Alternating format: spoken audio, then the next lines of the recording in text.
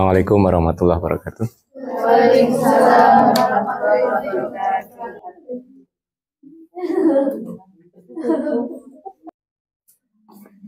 Ya, kita hari ini akan diskusi tentang koset ya. Jadi koset itu dibangun kalau kita punya grup dan punya subgroup ya. Masih ingat kan subgroup? Apa itu subgroup? Subgroup itu adalah himpunan bagian atau subset dari suatu grup yang membentuk grup, gitu kan? Ya, makanya gitu itu definisinya ya. Dengan operasi yang sama dengan yang di grup semula, gitu ya. Nah, kemudian teoremanya banyak untuk membuktikan suatu subset itu subgroup atau tidak ya. Bisa gunakan two-step test, one-step test, atau finite subgroup test ya. Nah, itu kalau hingga cukup dicek ketertutupannya saja. Oke. Nah, untuk koset kita berangkat dari G itu suatu grup, kemudian H itu subgroup dari G, kemudian A itu unsur di G. Nah, kita mengenal ada koset kanan, koset kiri ya. Koset kanan itu adalah kalau subgroup tadi dikalikan dengan A di kanan. Ini artinya semua unsur di H dikalikan dengan A di kanan. Ya. Kalau koset kiri, nah unsur di H dikalikan dengan A, semuanya di kiri. Ya. Nah, ini kalau kita bekerja dengan grup Abel atau grup komutatif, tidak ada bedanya ya antara koset kanan dan koset kiri karena HA masih sama dengan AH ya.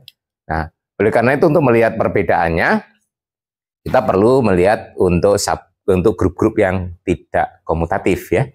Nah, sebagai contoh S3 itu adalah salah satu contoh grup yang tidak komutatif ya. Dan saya kira anggotanya juga nggak terlalu banyak. Jadi dipakai model saya kira mudah ya. Nih, kalau kita berangkat dari G-nya S3 jadi grup permutasi, yang anggotanya ada 6 ya. Kemudian H, ini isinya identitas dan 1, 2. Nah ini kalau H seperti ini menguji subgrupnya cukup dengan finite test ya. Ditabelkan, close, berarti dia subgroup ya, kalau finite ya. Oke. Nah, koset kanan dari H, kita lihat ya. Semua unsur di H dikalikan dengan, jadi sini kalau S3 atau G ini ada 6 unsur, pada dasarnya kita menghitung sebanyak 6 ya, pada dasarnya. Ya, yang pertama terhadap identitas kita hitung ya. Berarti identitas kali identitas 1, 2 kali identitas. Hasilnya ini, dan ini kebetulan sama dengan H sendiri ya.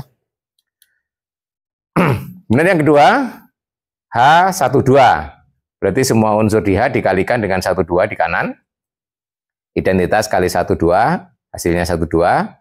1, 2 kali 1, 2 hasilnya identitas. Nah ini kalau kita lihat walaupun urutannya berbeda, tapi ini adalah unsur yang sama dengan unsur H ya. Ya.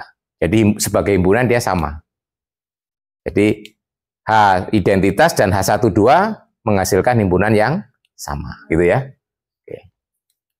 Kemudian H1, 3, semua unsur dikalikan 1, 3, kita peroleh ini ya. Ya kenapa kemarin saya harapkan Anda terampil ngitung gitu ya. Nah ini kan bisa pakai. Nanti kalau nggak terampil lama ngitungnya koset ya. Jadi waktu mengerjakan kuis. Nah, demikian juga H132. Nah, kebetulan di sini H13, H132 hasilnya sama ya. Ini menghasilkan himpunan yang sama. Berarti H132 sama dengan H13 ya. Dua koset terakhir H23 hasilnya ini, kemudian H123 hasilnya sama dengan H23 ya. Jadi pada dasarnya kita hitung 6, tetapi di sini sepasang-sepasang ini sama. 2 ini sama, 2 yang kedua ini sama, 2 yang terakhir ini sama. Jadi kita punya sebanyak 3 saja yang berbeda ya. Nah, ini sebagai himpunan sama. Nah, dengan cara yang sama kita bisa menghitung koset kiri ya, analog ya. Nah, koset kiri. Nah, sama tadi identitas H, berarti semua unsur di H dikalikan identitas di kiri, ya. Hasilnya sama H. Ini juga demikian. 1, 2H. Demikian juga 1, 3H. Nah, 1, 3H. Kalau kita perhatikan di sini, 1, 3H dengan H1, 3 tadi hasilnya beda, ya. Tadi yang H13 itu hasilnya 13, 132, ya toh? Yang ini 13H hasilnya 13, 123. Itu artinya koset kanan dan kiri tidak harus sama, ya. Nah, ini dua ini sama juga hasilnya, ya. H13 dan 123H hasilnya sama. Kemudian yang dua terakhir juga menghasilkan koset yang sama, ya. Nah, ini menarik, ya. Walaupun kosetnya bisa berbeda kanan dan kiri, tapi kesimpulan yang menarik sama-sama menghasilkan 3 koset yang berbeda, ya. Ya, berbeda, ada 3. Nah, nanti banyak sifat yang bisa kita turunkan dengan melihat ini, ya. Pertama coba lihat ini. 2 yang pertama ini dengan yang tadi, ya. Ini hasilnya H, ya. Apa yang kita punyai? Ini 1, 2 ini berada di H, ya. Identitas juga berada di H. Jadi kalau kita punya unsur di H, kalau kita hitung kosetnya juga hasilnya H, betul? Kenapa? Karena H itu kan subgroup. Nah, unsur di H dikalikan unsur di H ya kembali ke H kan? Nah, makanya di sini adalah unsur di H juga, gitu ya. Nah, itu pertama. Kemudian yang kedua, coba lihat 2 koset yang sama ini. 1, 3H, 1, 2, 3H, ya. Ini coba kita lihat, unsur 1, 2, 3 itu berada di koset yang di atasnya, betul ya? Nah, berarti kalau sudah muncul di sini, hasil kosetnya ini masih sama, ya. Nah, ini hasilnya. Nanti akan kita buktikan secara umum, ya. Ini kan berdasarkan pengalaman ngitung saja, ya. Nah, itu nanti akhirnya banyak sifat yang nanti bisa kita turunkan dengan melihat fenomena ini, ya. Nah, kita akan melihatnya berdasarkan sifat-sifat koset, ya. Nah, nanti akan saya bahas mungkin khusus koset kiri saja, nanti koset kanan analog, ya. Ya, sebagai contoh, sifat pertama ini, A anggota AH, otomatis juga A anggota HA gitu ya. Nah, itu kan, jadi kalau kita membahas koset kiri, sifat-sifatnya nanti analog dengan koset kanan, ya. Pertama, sifat ini saya kira cukup mudah, ya. Karena apa? Karena A itu sama dengan A kali E. Ya, E itu unsur di H, berarti A itu menjadi unsur di H, ya. Nah, ini saya kira buktinya tidak terlalu susah. Karena A sama dengan A kali E itu unsur di AH. Yang kedua, nah ini sifat tadi, ya.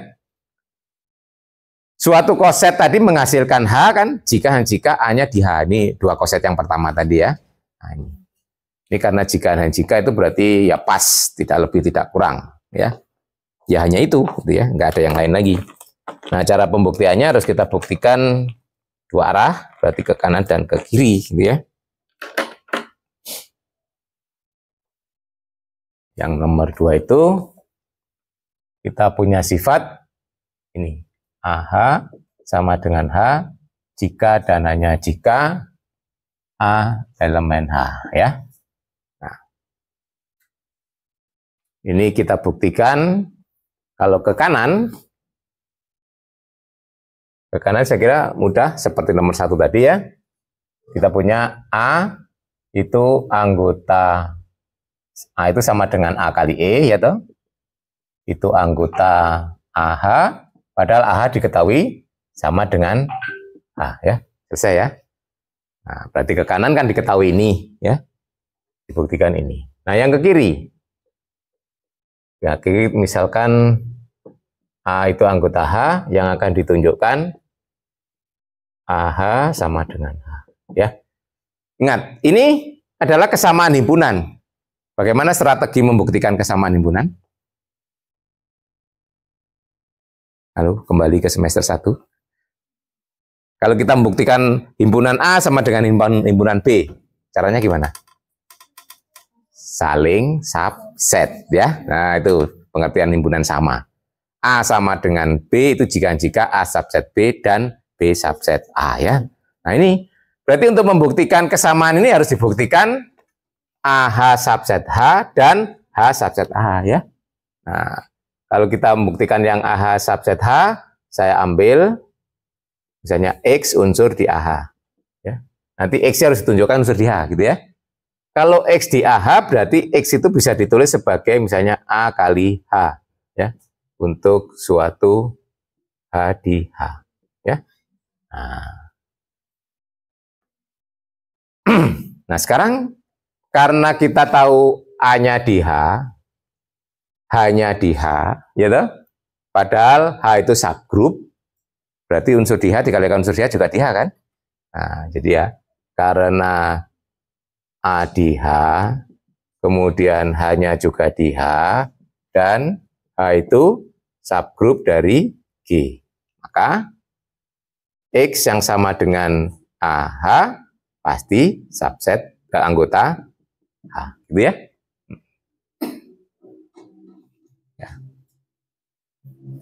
Oke. Jadi kita ngambil unsur di AH, terbukti unsur di H. Jadi kita punya AH subset H. Nah sekarang sebaliknya, saya ambil misalnya Y unsur di H. Akan kita tunjukkan Y-nya itu unsur di AH ya. Nah sekarang kita punya tadi A-nya kan unsur di H. Jadi sebenarnya gini, kalau saya mundur ya, ingin mundur, Y itu unsur di H, harus kita tunjukkan Y itu unsur di AH. Berarti Y itu nanti harus bisa ditulis sebagai A kali H aksen misalnya, gitu kan ya. Nah, bagaimana strateginya? Nah, berarti di sini kita caranya adalah A inverse Y. Tuh. Nah, betul nggak ini A inverse Y unsur di H gitu ya? Nah, lihat A-nya kan di H, berarti A inverse di H. Y-nya di H, berarti A inverse Y berada di H gitu ya. Nah, ini namanya bekerja mundur ya. Nah, jadi strateginya kita pakai A inverse. Karena A-nya di H, maka A inverse juga berada di H. Betul? Nah, jadi kita punya A inverse Y anggota H juga, ya. Ya, karena H subgroup, ya. Nah, karena A inverse Y anggota H, berarti bisa kita tuliskan A inverse Y sama dengan misalnya H aksen untuk suatu H aksen anggota H. Jadi Y sama dengan A H aksen. A aksen itu berarti anggota A H ya. Nah, kita ngambil Y di H, ternyata Y-nya di AH. Jadi H subset AH ya. Dari ini dan ini, nah berarti kita boleh kesamaan ya.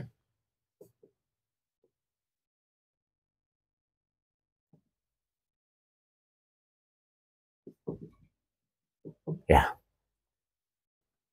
Jadi ini sifat yang kedua, ini akan menghasilkan, jadi kalau unsurnya di H ya kosetnya nggak usah dihitung, pasti langsung sama dengan H. Ya. Oke, sifat yang berikutnya kita rumuskan dari tadi ya. Nah, kalau ini saya kira hanya perkalian seolah-olah asosiatif ya. Tetapi kalau kita langsung gunakan himpunan kan nggak boleh ya. Asosiatif itu kan unsur ya. Nah, caranya ya dibuktikan saling subset. Ini.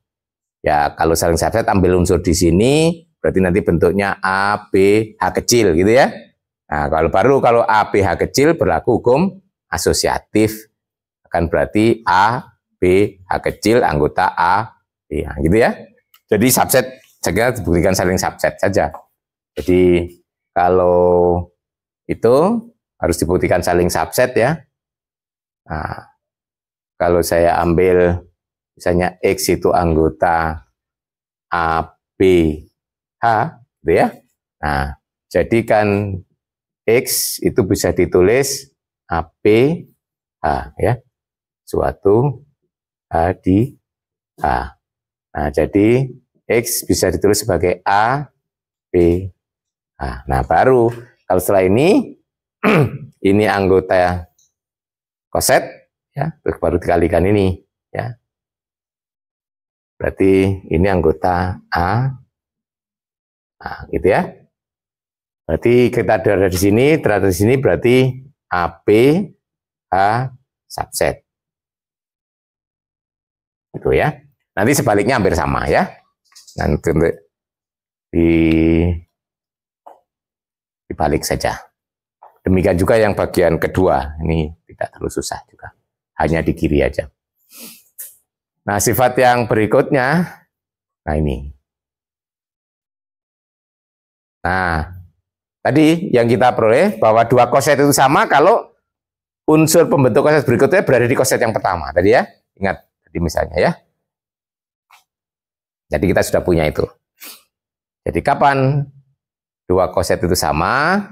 Kalau ya artinya apa? Kalau koset yang ini sudah kita hitung, ternyata A-nya itu masuk di sini, berarti AH langsung sama dengan ini gitu ya. Seperti tadi ya. Jadi menghitung koset yang kedua yang sama itu nggak perlu dihitung kalau menggunakan sifat ini gitu ya. Jadi penggunaannya tadi itu kembali ke sana ya. Nah ini ya. Contohnya ini. Ini 132 kan sudah berada di koset sini. Berarti kalau begitu ngitung kosetnya 132 ya langsung sama dengan ini gitu ya. Nah, itu kegunaannya ya.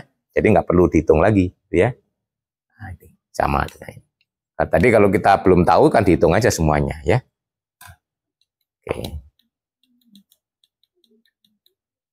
Nah, ini juga sifatnya dua arah. Jadi kita nanti ini kan juga bisa kita baca jika B anggota AH kan sama aja kan ya. Jadi pemakaiannya ya toh. Nah, jadi kalau sifat itu analog, Anda harus bisa melihatnya. Nanti juga berlaku kalau koset kanan ya. Nah, itu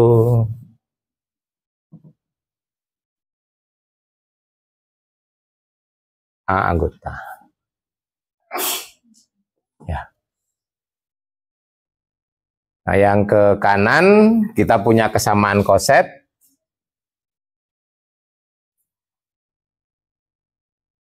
Kita punya ini yang akan ditunjukkan A anggota koset ya. Kalau yang ke kanan ini saya kira mudah. Kenapa? Karena A itu anggota AH. AH-nya sama, berarti A anggota ini kan. Jadi kita lihat ini. A itu kan sama dengan E. Itu berarti anggota AH. Padahal diketahui AH-nya sama dengan BH. Nah, jadi A anggota sini kan. Selesai ya. Nah, yang ke kiri mungkin yang perlu agak banyak ya. Yang ke kiri itu misalkan A. Nah, yang akan ditunjukkan ini sama dengan. Nah, menunjukkan kesamaan himpunan lagi ya. Berarti dibuktikan saling subset ya. Nah, saya ambil. Nah, jadi X itu bisa ditulis sebagai A kali H untuk suatu H di H ya. Nah, akan ditunjukkan ini X itu berada di sini. Berarti X nanti harus bisa diubah menjadi B kali unsur di H gitu ya. Nah, caranya bagaimana? Kita memanfaatkan ini ya. Nah, ini ya. Memanfaatkan butuh. A itu anggota sini. Jadi karena A-nya itu anggota ini, karena A itu berada di BH, jadi A bisa ditulis sebagai B kali misalnya H1 ya. Untuk suatu H1 di H. Nah, berarti tugas kita kan mengganti A di sini dengan ini, ya toh? Nah, jadi X akan sama dengan AH, akan sama dengan A-nya diganti H1, H akan sama dengan B H1 H ya. Lihat ini H1 di H di H berarti H1H unsur di H. Berarti unsur di koset H ya. Nah, ya. ambil X di AH, X-nya di PH. Jadi kita punya AH subset. Sekarang sebaliknya, ya, yang subset sebaliknya di sini aja. Nah, saya ambil misalnya Y unsur di PH. Jadi Y bisa saya tulis B kalikan H2 misalnya. Untuk suatu H2 di H. Nah, sekarang tugas kita kan mengganti B dengan A. Dilihat ini tadi, ya. A tadi sama dengan ini, ya. Berarti bisa ditulis B-nya sama dengan A H1 inverse, ya toh? Jadi karena kita punya A sama dengan B H1, maka B akan sama dengan A H1 inverse. Jadi akibatnya Y sama dengan B H2, B-nya diganti AH1 inverse, H2, berarti sama dengan A H1 inverse, H2. Lihat ini, H1 inverse berada di H, H2 di H, berarti ini berada di AH. Jadi kesimpulan kita, ini,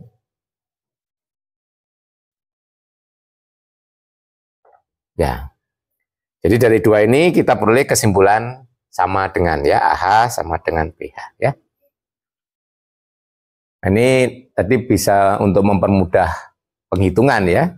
Jadi akhirnya ini kalau kita mau menghitung koset jadi mudah dengan menggunakan 4. Nah, 5 ini apa artinya? Kalau kita punya dua koset itu kan himpunan ya. Hanya ada dua kemungkinan, sama atau disjoin. Tidak ada kemungkinan ketiga. Kalau kita punya himpunan itu kan mestinya ada 3 kemungkinan ya. Sama persis, dua himpunan itu sama, jadi satu. Kemudian yang begini, ya. Nah, terus disjoin, betul? Nah, jadi kalau koset hanya ada di sini atau ini. Nggak ada yang kemungkinan ini, ya. Nah, itu. Jadi kalau tidak sama ya pasti disjoin. Kalau tidak disjoin yang pasti sama. Coba lihat hasil penghitungan koset kita tadi ya. Ada 3 koset yang berbeda. Itu nggak mungkin beririsan yang tidak, ya nggak mungkin begini, ya toh? Nah, kemungkinannya disjoin atau sama gitu aja kan. Kita punya koset tadi ya. Nah, kalau kita punya koset. Nah, ini pembuktian statement atau. Bagaimana strategi membuktikan atau?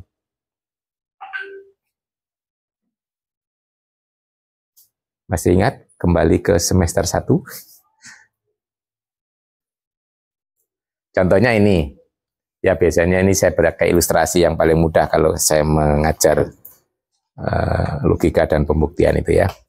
Jika A kali B sama dengan 0, maka A sama dengan 0 atau B sama dengan 0. Berarti membuktikan A sama dengan 0 atau B sama dengan 0. Masih ingat itu strategi pembuktiannya? Buktikan atau? Nah kalau strateginya aja lupa ya gimana bisa buktikan ya? Strategi itu kan cara bekerja ya. Nah kalau cara bekerjanya sudah lupa, nah, ini sangat penting ya mata kuliah logika dan pembuktian itu karena di sana penuh dengan strategi, cara dan sebagainya yang terus kita gunakan sampai seterusnya, gitu ya. Kalau kita membuktikan statement P atau Q, caranya dimisalkan salah satu tidak berlaku, dibuktikan yang lain pasti berlaku, betul? Misalkan tidak P, harus dibuktikan Q. Atau bisa juga misalkan tidak Q, harus dibuktikan P, betul? Itu masih ingat kenapa kok begitu? Nah, atau itu pasti benar kalau salah satu benar. Nah, kalau P-nya sudah benar, ya sudah, selesai ya toh? Nah, kalau P-nya salah, Q-nya harus benar supaya tetap benar kan? Jadi untuk segala kemungkinan mesti selalu benar. Jadi baik P-nya benar maupun P-nya salah gitu ya. Nah, itu filosofisnya di sana.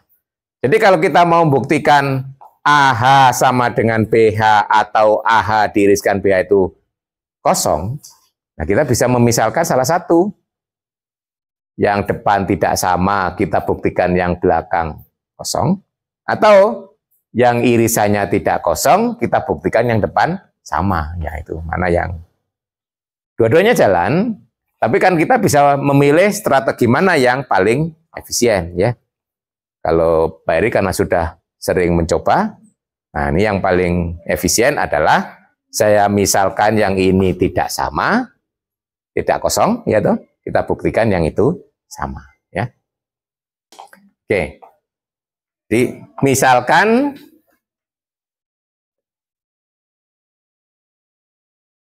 AH diiriskan dengan BH tidak kosong, gitu ya. Yang akan ditunjukkan ini sama. AH dan BH sama, ya. Nah, itu. Ini kan kita menunjukkan P atau Q. Dimisalkan tidak Q, berarti harus ditunjukkan P, gitu ya. Nah. Oke, kita pakai ini fakta bahwa ini dimisalkan tidak kosong karena AH diiriskan dengan BH itu tidak kosong, berarti ada unsurnya. Jadi saya bisa ambil salah satu unsur di sini. Jadi pilih misalnya X itu anggota AH diiriskan dengan BH. Jadikan X itu anggota AH dan X anggota BH. Karena di sini berarti bisa ditulis sebagai A kali H1. Ya. Di sini berarti bisa ditulis sebagai B kali H2. Gitu ya. Jadi X itu bisa ditulis sebagai A H1. Bisa juga ditulis sebagai hanya H2 gitu ya. Hanya kecil. Nah, gitu ya. Jadi punya dua ekspresi. Karena di sini berarti ini, karena di sini berarti di sini. Hanya tidak harus sama, ya toh? Nah, untuk suatu H1, H2 di A. Ya. Nah, sekarang kita akan membuktikan kesamaan himpunan, ya toh? Berarti harus dibuktikan saling subset. Nah, sekarang saya ambil misalnya Y berada di A, ya. Jadi Y bisa ditulis sebagai A H3 misalnya ya. Untuk suatu H3 di H. Sorry, ini B ya. Tadi kok. Ini kan ini ya. Nah, kok A lagi ya. B ya. Tadi kan di sini. Ya. Nah, kita akan menunjukkan bahwa Y-nya berada di sini. Berarti Y nanti harus ditulis B kali unsur di H, gitu ya. Nah, caranya mengganti A-nya dengan B. Kita gunakan fakta ini, ya. Karena AH1 sama dengan BH2, ya, maka A akan sama dengan BH2H1 inverse. Ya. Jadi Y yang sama dengan AH3 bisa kita ganti A-nya dengan BH2H1 inverse H3. Ya. Nah ini bisa kita kelompokkan yang unsur di H-nya sendiri, jadi BH2H1 inverse H3. Ya. Nah ini unsur di H, dikalikan B, berarti unsur di B. Nah, ya. Ambil jadi Y tadi berada di AH, ternyata Y di BH. Jadi kesimpulan kita AH subset. Yang sebaliknya saya kira juga hampir sama. Kita ambil unsur di sini, nanti tinggal mengalihkan. Jadi nanti kalau mengambil yang bukti sebaliknya ya, mengambil di sini, berarti nanti sebagai B kali H, nanti B-nya diganti A dengan memanfaatkan ini, ya toh? Cuma diubah menjadi B-nya sama dengan A, H1, H2 inverse ya. Makanya saya tulis saja analog. Jadi analog akan kita tulis B H sama subset dari A. Jadi akhirnya sama ya. Oke. Caranya sama.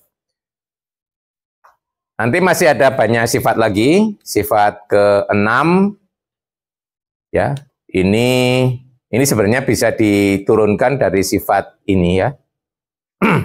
Kesamaan ini ya. Kenapa? Dari sini kan bisa tulis B anggota AH sama aja kan ya.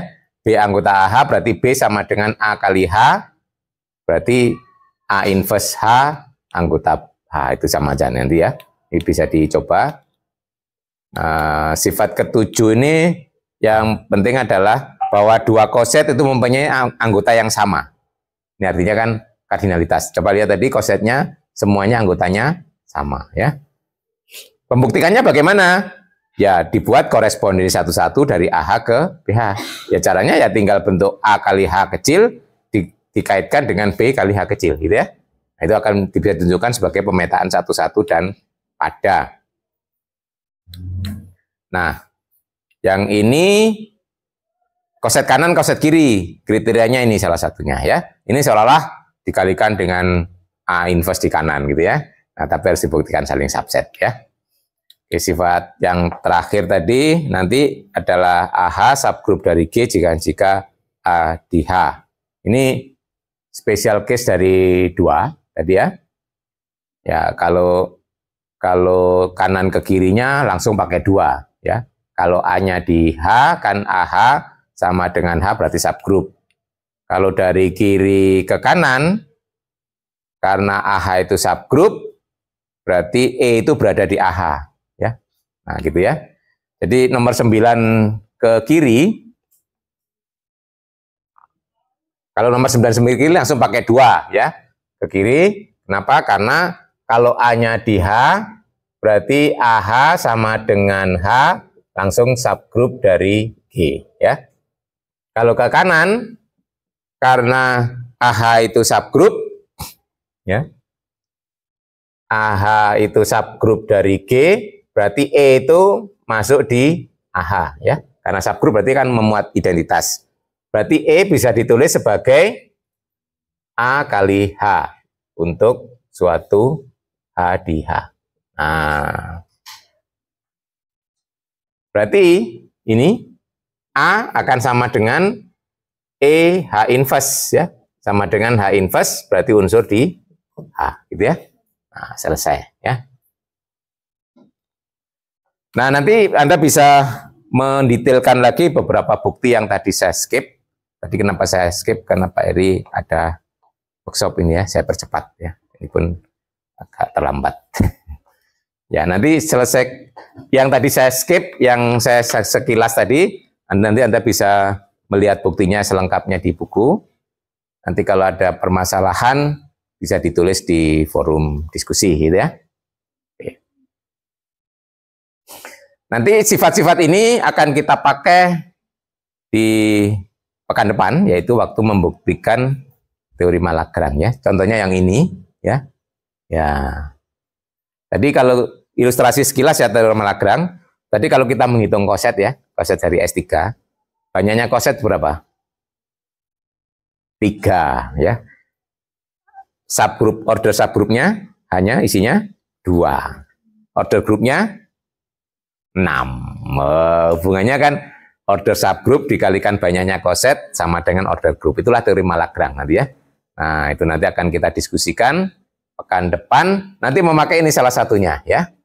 Bahwa ini kalau AH sama dengan BH untuk setiap ini, berarti nanti kan juga setiap koset pasti banyaknya anggotanya sama dengan H. Karena H sendiri juga merupakan koset kan. Nah, ini ya. Ini nanti akan kita pakai. Baik, sebelum saya akhiri ada yang ditanyakan? Ya, kalau tidak ada, sampai ketemu lagi pekan depan di topik tentang teorema Lagrange ya. Teorema Lagrange. Silakan dibaca terlebih dahulu. Ya, biar punya gambaran ya. Jadi paling tidak bisa mengerjakan kuis satu. Terus masuk ke kelas sudah punya gambaran gitu ya. Nah, nggak blank sama sekali ya. Oke. Tetap semangat ya. Ini baru pertemuan ke-10 ya. Masih dihitung mundur terus ya. 6 lagi Pak gitu ya. Nah, kuliahnya 5 lagi, 1 lagi UAS ya. Oke, sampai ketemu lagi pekan depan. Assalamualaikum warahmatullahi wabarakatuh.